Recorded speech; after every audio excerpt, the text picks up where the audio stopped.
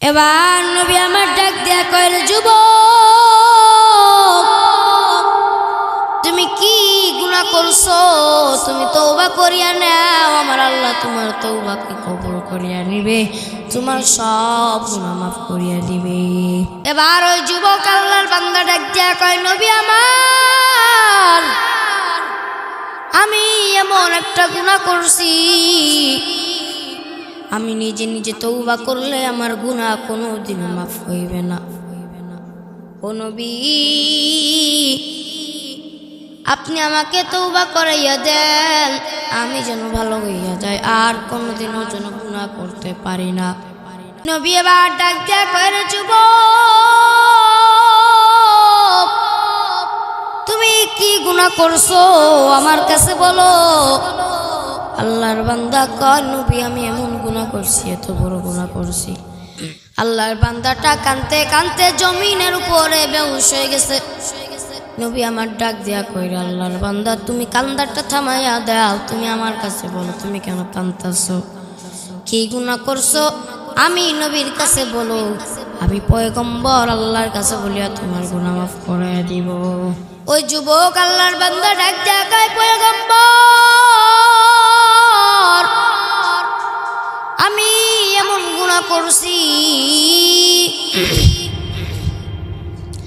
আপনাদের পাশের গ্রামে কয়েকদিন যাবৎ শোনা যাইতেছে লাশের কাফন চুরি হয়ে যাইতেছে। লাশ কবরে যেই দিন থই তারপরের দিন লাশ বাইরে পড়ে থাকে, লাশের কাফনটা চুরি হয়ে যায়। নবী আমার বলল, হ্যাঁ, তাহলে ওই কাফনের সাথে তোমার কিসের সম্পর্ক? ওই যুবক আল্লাহর বান্দা ডাক দিয়া কয়, নবী আমার, ওই যে কাফনগুলো চুরি হইতো ওই কাফনগুলো চুরি করতাম হলো আমি আল্লাহর বান্দা। নবী আমার বলতো, ও যুবক, তুমি যে গুনাহ করছো তুমি আল্লাহর কাছে মাপ চেয়ে নাও। তুমি যে কাফনের লাশগুলো চুরি করতা তুমি আল্লাহর কাছে মাপ চেয়ে নাও, আল্লাহ তোমাকে মাফ করিয়া দিবে। এবার আল্লাহর বান্দা চিন্তায় পড়ে গিয়েছে। নবীকে ডাক দিয়া কয়, নবী আমি শুধু এই গুনাহ করি নাই, আমি আরো মারাত্মক একটা গুনাহ করছি। এত মারাত্মক গুনাহ করছি আমার মনে হয় আমার মাওলা আমার গুনাহ কোনোদিন মাফ করবে না। নবী এবার ডাক দিয়া কয়, ও যুবক, তুমি কি গুনাহ করছো, কি মারাত্মক গুনাহ করছো আমার কাছে খুলে বলো। এবার ওই যুবক ডাক দিয়া কয়, পয়গম্বর অনেক দিন যাবৎ কোনো লোক মরে না, অনেক দিন যাবৎ কোনো মানুষ মরে না, আমি যুবক অপেক্ষায় রইছি কোন সময় লোক মরবে আর আমি কাফনের কাপড় বেচে দিব। এবার আমাদের গ্রামে শুনতে পারলাম সুন্দর একটা যুবতী নারী মারা গিয়েছে, তাকে আজকে দাফন করানো হবে। আমি আল্লাহর বান্দা ওই নারীর জানাজায় শরীক হইলাম। জানাজা শেষ করার পর আমি অপেক্ষায় ছিলাম কোন সময় রাত হয়ে যাবে আর আমি কাফনের কাপড় চুরি করে নিয়ে যাব। আমি অপেক্ষায় রইছি কোন সময় রাত হইবে, কোন সময় রাত হইবে। এবার অপেক্ষায় থাকতে থাকতে রাত হওয়ার পরে মানুষ যখন খাওয়া দাওয়া করে যখন ঘুমিয়ে পড়ল, ঘুমাইতে যখন চলে গেল, পশু পাখিও যখন ঘুমায় পড়ল, আমি আল্লাহর বান্দা তার কবর খনন করিয়া তার কবরের ভিতরে ঢুকিয়া আমি বান্দা তার গায়ের থেকে যখন কাফনের কাপড়টা টান মেরে বের করলাম, টান মেরে যখন আমি লাফ মারিয়া কবর থেকে বের হইতেছি, যখন আমি রওনা দিয়ে দিলাম বাসায় যাওয়ার জন্য। এবার ওই যুবতী নারী পিছন থেকে আমাকে ডাক দিয়া কয়, রে বেঈমান, আমি এই দুনিয়ায় বেঁচে থাকতে আমার গায়ে কোনোদিনও একটা পুরুষ টাচ দিতে পারে নাই, আমার শরীর কেউ কখনো দেখতে পারে না। ও বেঈমান, আমাকে তুই মরার পরে এমন কেন করলি আমার সাথে? আমি তোর সাথে কি দোষ করেছি? ও বেঈমান, তুই কেন আমার কাপড়টাকে টান দিয়ে নিলি? আশেপাশে আরো কত কবর রয়েছে। ও বেঈমান, তুই তো ওই কবরগুলার থেকে নিতে পারতি, তুই কেন আমার গায়ের থেকে নিলি? এবার ওই আল্লাহর বান্দা তাকায় দেখলো, ওই যুবতী নারীকে দেখলো, এত সুন্দর এত সুন্দর, সে আর লোভ সামলাইতে পারল না। এক সময় ওই বেগানা নারীর সাথে, ওই যুবতী নারীর সাথে জেনায় লিপ্ত হয়ে গেল। এবার হঠাৎ ওই আল্লাহর বান্দা যখন সে অন্য খারাপ কাজ করে, যখন সে কবর থেকে বেড়াইবে, ওই বান্দিটা ডাক দিয়া কয়, ও বেঈমান নিষ্ঠুর, তুই আবার কাপড়টা টান দিয়া নিয়ে নিলি, আবার কি দরকার ছিল তুই আমার সাথে জেনায় লিপ্ত হয়ে গেলি? আমি মারা গেছি, মারার পরেও তুই আমাকে শান্তি দিবি না? আমি এত কষ্ট করিয়া জীবনে আমি কখনো আমার শরীরটা কোনো পুরুষকে দেখাই না। ও মালিক,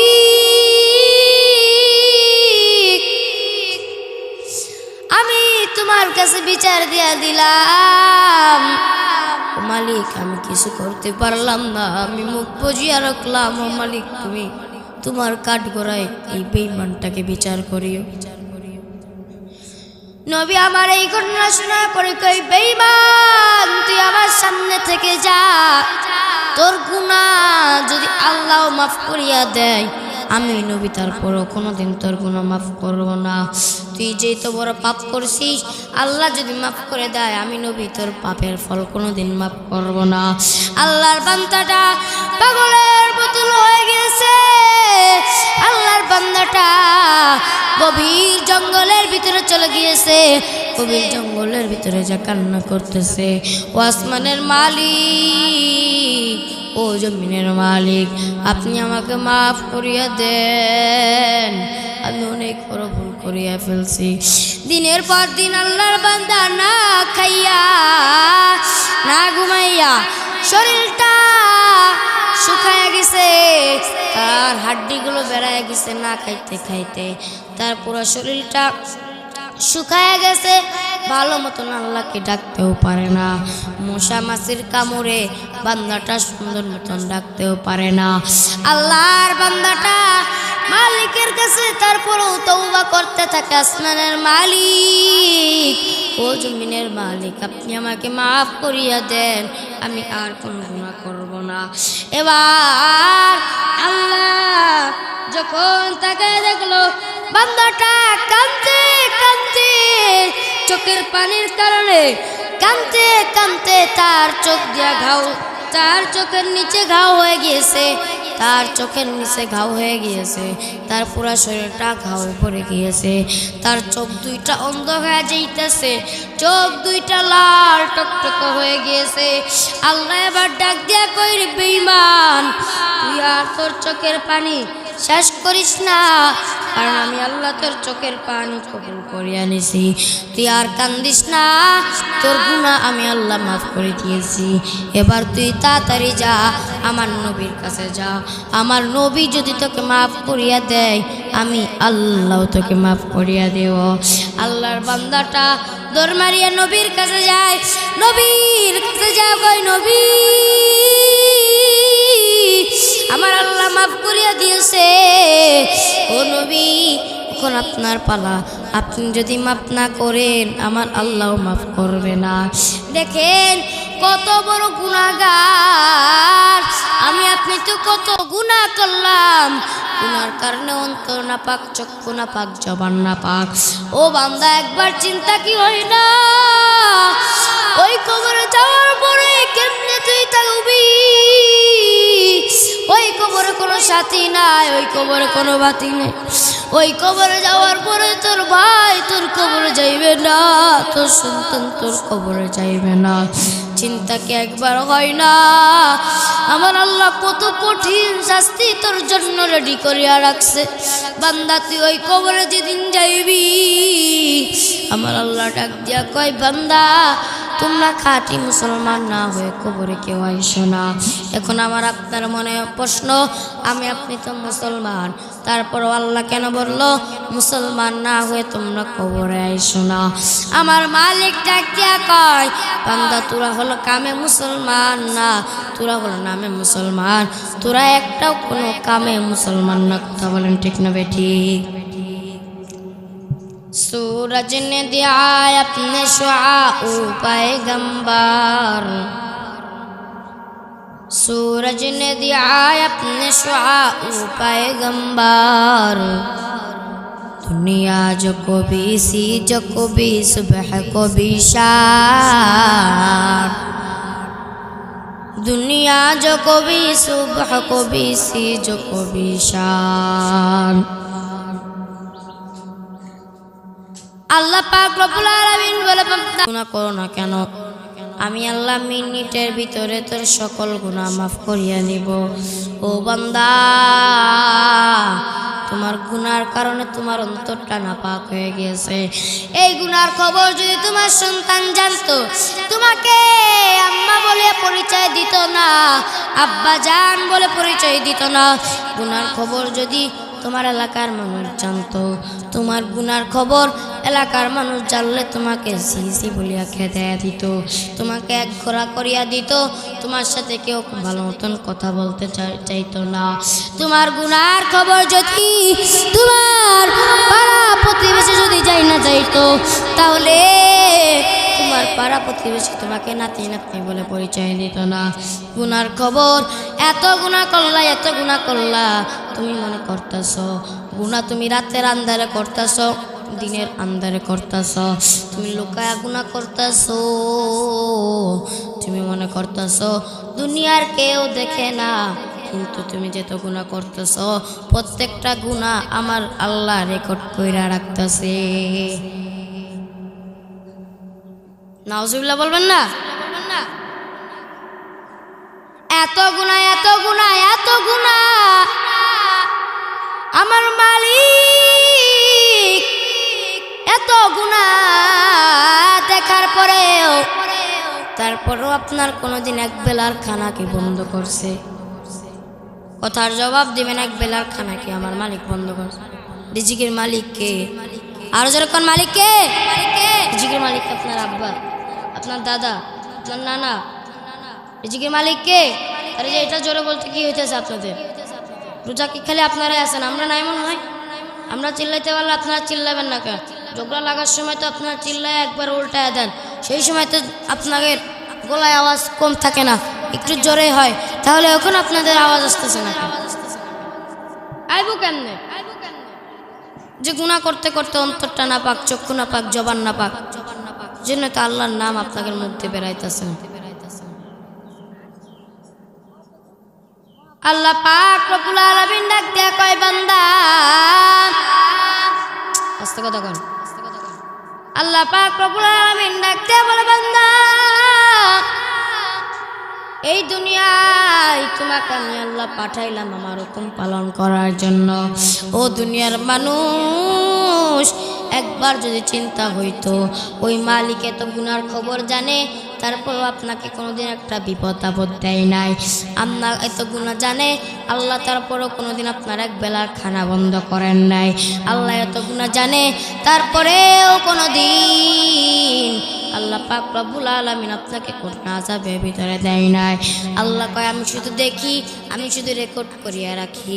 বান্দা সময় থাকতে ইবাদত করিয়া নাও, ইবাদতের টাইম যদি শেষ হয়ে যায়, আমার মালিক ডাক দিয়া কয়, ইবাদতের টাইম শেষ হয়ে গেলে বান্দা তুমি আর কোনো ইবাদত তুমি করতে পারবা না। ইয়া ইলাহি তু মেরা মাবুদ হে, ইয়া ইলাহি তু মেরা, বুঝে নাই আপনারা পিছন দিয়ে পাঠাইতে পারেন নাই? ইয়া ইলাহি তু মেরা মাবুদ হে, या इलाही तू मेरा माशूक है। अल्लाह अल्लाह तू मेरा माबूद है। अल्लाह अल्लाह तू मेरा माशूक है। আল্লাহ ডাক দিয়া কয় বান্দা তুই পৃথিবীর যতই গুনাহ করো না কেন আমি আল্লাহর কাছে বলবা তুমি যদি পৃথিবীর যতটুক পাহাড় আছে প্রত্যেকটা পাহাড়ের সমানও যদি গুনাহ করো আমি আল্লাহর কাছে বলবা আমি আল্লাহ মিনিটের ভিতরে তোমার সব গুনাহ মাফ করিয়ে দেব। সকলে বলেন সুবহানাল্লাহ। जिंदगी में बंदगी तू करना है। जिंदगी में बंदगी शर्मिंदा है। आयते हम कुछ न कुछ को लिखने दो।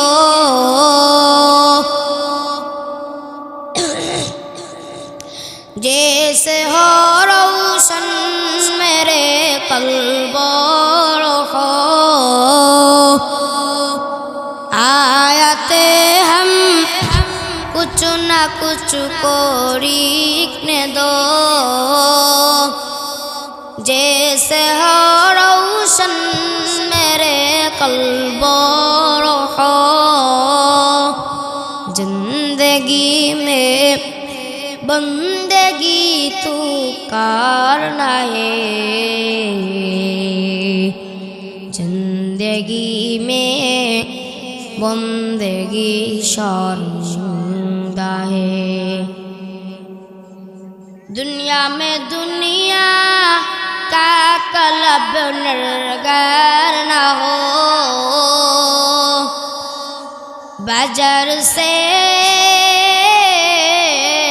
खुरीदार न हो।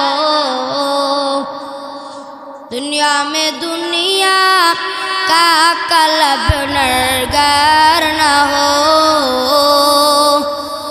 बाजार से खुरीदार न हो। जिंदगी में बंदगी तू करना है। जिंदगी में बंदगी शर्मिंदा है। जिंदगी में बंदगी शर्मिंदा है।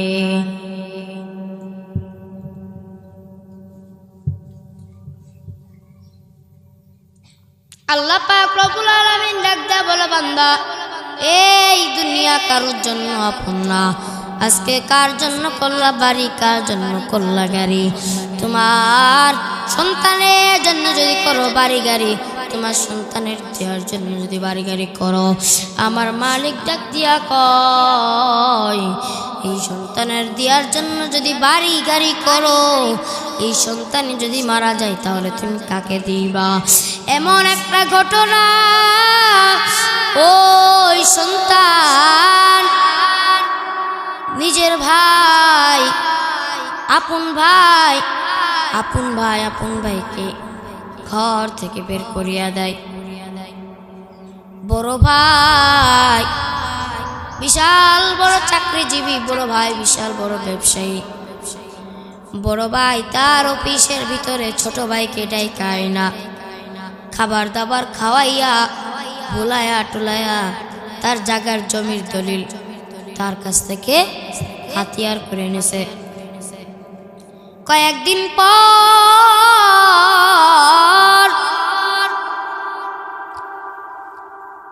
বড় ভাইয়ের লোকজন যাইয়া ছোট ভাইকে ঘর থেকে বের করিয়া দেয়। বলে তুমি ওই দিন তোমার বড় ভাইয়ের কাছে যাইয়া তুমি সই করিয়া দিয়েছো এই জমির দলিলের কাছে, তোমার এই বাড়ি আর না, এই বাড়ি হলো আজকে থেকে তোমার বড় ভাইয়ের।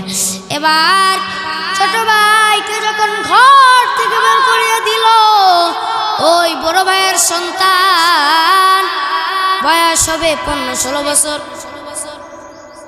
বড় ভাইয়ের সন্তান তাকায় তাকায় দেখলো তার চাচুকে ঘর থেকে বের করিয়া দিতেছে। এবার তোর মারিয়া যাইয়া কয়, তোমরা কেন আমার চাচুকে ঘর থেকে বের করে দিতেছ? বলে, তোমার বাবা বলছে তুমি এখান থেকে যাও, না হলে কলম ভালো হবে না। এবার সন্তান বাবার অফিসে যাইয়া, বাবা সেই সময় কাজ করতেছিল একটা বিল্ডিং বানানো নিয়ে, একটা বিল্ডিং এর ম্যাপ দেখতেছিল কিভাবে বিল্ডিংটাকে বানাইবে, যা তার ম্যানেজারকে দিয়া এরকম একটা কাজ করতেছিল। এবার সন্তান যাইয়া কয়, বাবা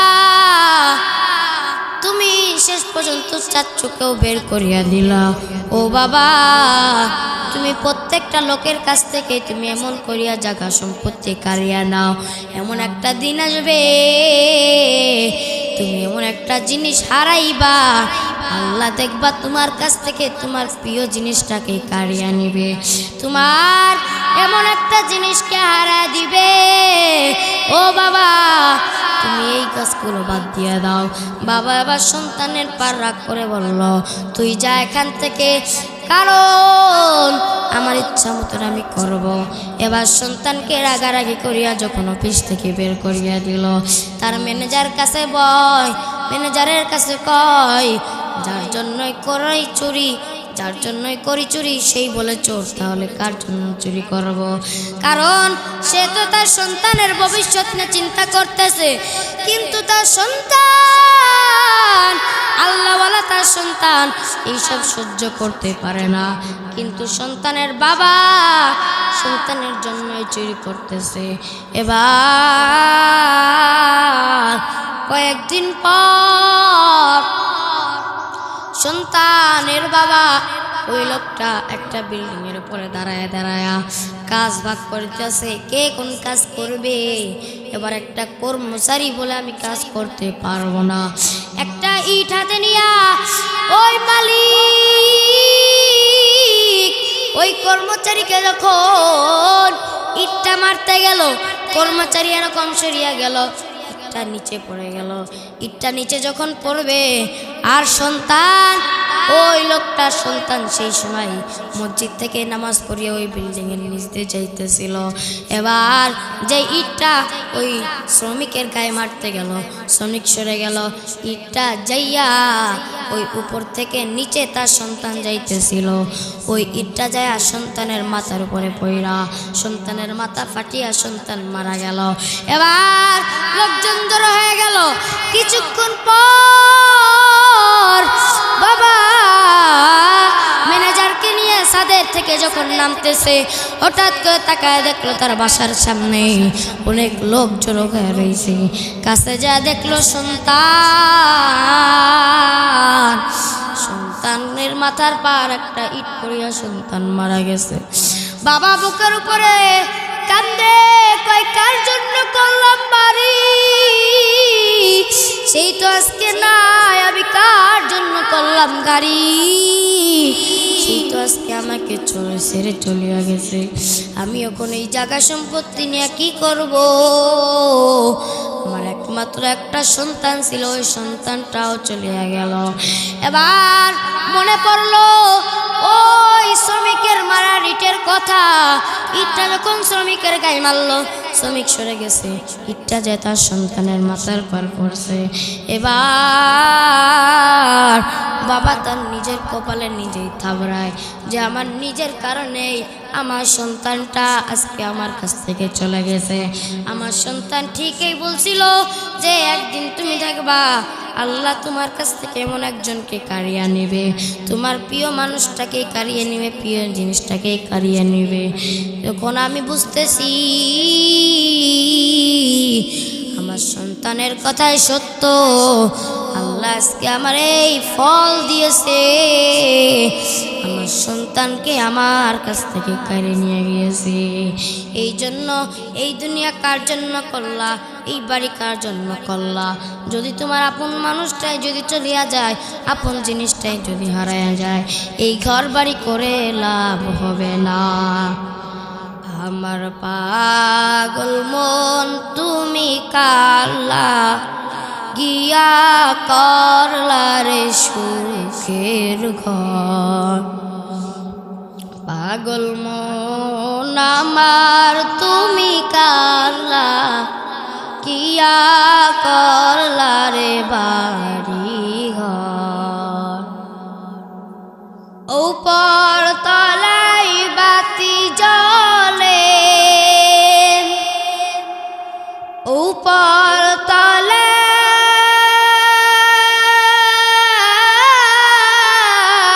বাতি জ্বলে নিচতলাতে অন্ধকার তুমি কারলা গিয়া করলা রে সুখের ঘর সবাই বলেন পাগল মন আমার তুমি কারলা গিয়া করলা রে বাড়ি ঘর ভাই বলো বন্ধু বলো কেউ তো নয় তোমার আপন ভাই বলো বন্ধু বলো কেউ তো তোমার আপন নয়। এই দুনিয়ার মায়াই পড়ে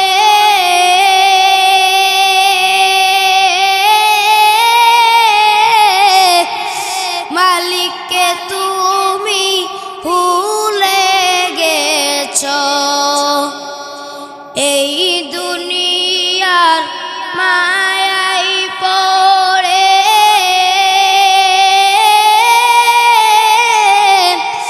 মালিককে তুমি ভুলে গেছো এই দুনিয়ার সবই পর এই দুনিয়ার সবই পর কেউ তোমারি আপন না পাগল মন আমার তুমি কাল্লা গিয়া করলা রে সুখের ঘর পাগল মন আমার তুমি কাল্লা গিয়া করলা রে বাড়ি ঘর উপর তলাই বাতি জ্বলে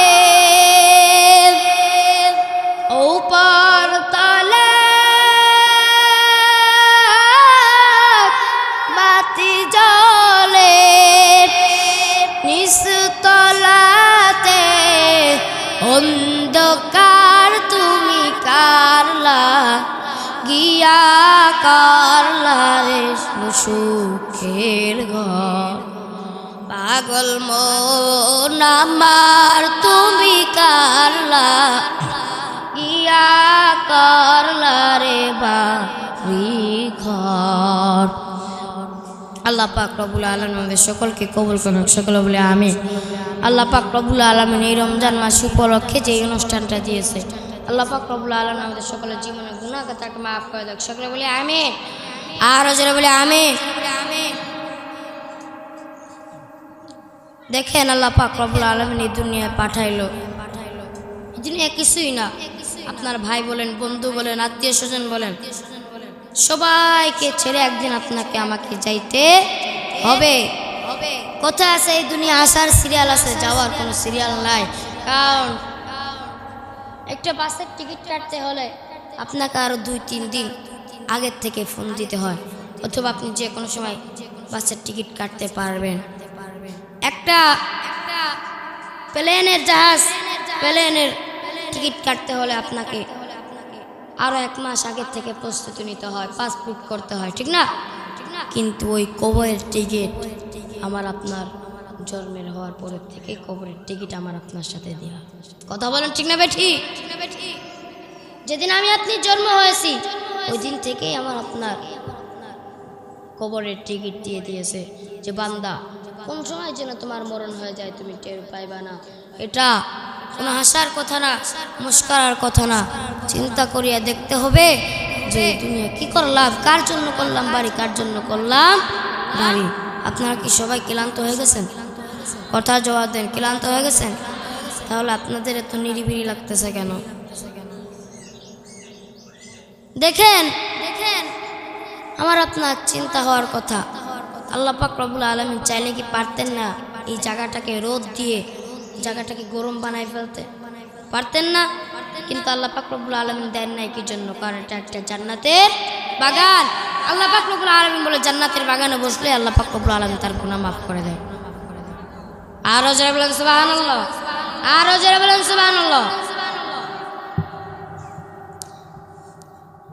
মদিনা যাইতে পারলাম না, মদিনা দেখতে পারলাম না, মদিনা যাইতে পারলাম না, মদিনা দেখতে পারলাম না।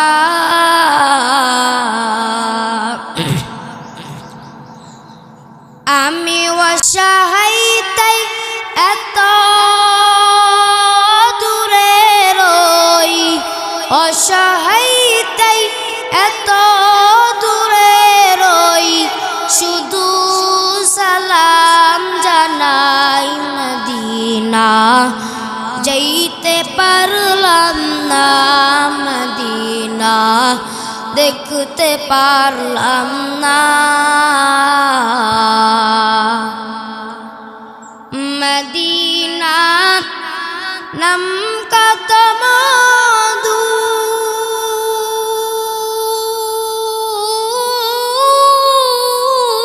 মদিনা আর যে কত দূর,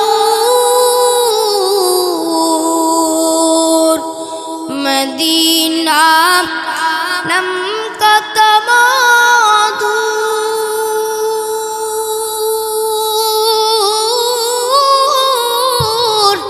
মদিনা আর যে কত দূর,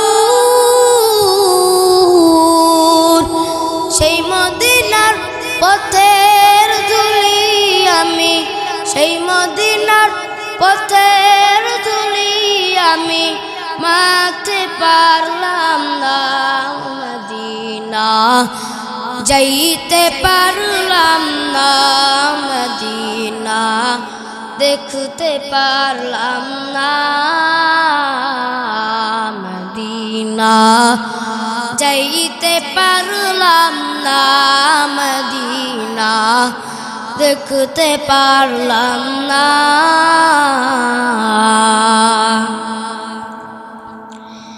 মদিনা নাম কত সুন্দর,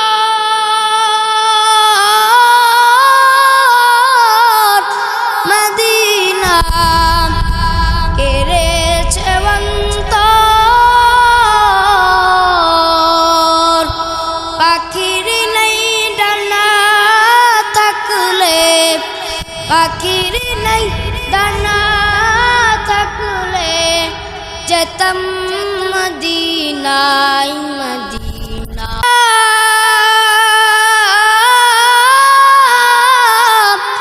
পশ্চিমে দেয় সৌধাওয়া, এই গরিবের দুঃখী সালাম, এই গরিবের দুঃখী সালাম পৌঁছে দিও মদিনায়, মদিনা যাইতে পারলাম না, মদিনা দেখতে পারলাম না। আল্লাহ পাক রব্বুল আলামিন আমাদের সকলকে হেদায়েত দান করুন, সকলে বলে আমিন। আজকে থেকে যা যা 5 ওয়াক্ত নামাজ আদায় করবেন, দোনো হাত তুলে আমার আল্লাহকে দেখান, সকলে দোনো হাত উঠান, দোনো হাত উঠে আমার আল্লাহকে দেখা দেন। ইয়া আল্লাহ তুমি আমাদের সকলকে কবুল করো, সকলে বলে আমিন। ইয়া আল্লাহ তুমি আমাদের সকলকে নেক হায়াত দান করে দাও, সকলে বলে আমিন।